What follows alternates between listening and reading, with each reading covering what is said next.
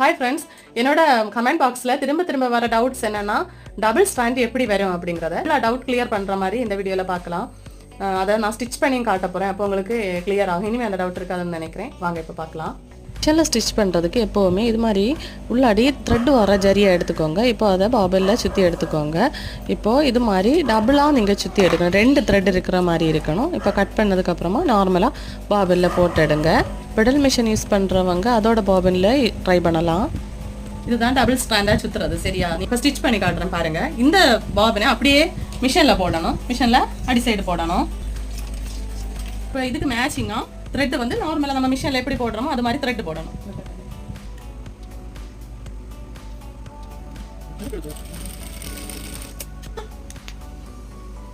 இப்போ doubt clear ஆயிருக்கும்னு நினைக்கிறேன். இனிமேல் உங்களுக்கு என்ன டவுட் இருந்தாலும் அதை கமெண்ட் பாக்ஸில் கேளுங்க, நான் கிளியர் பண்ணுறேன். தேங்க்யூ. அப்படியே இந்த வீடியோக்கு ஒரு லைக்கை போட்டுட்டு போங்கடே.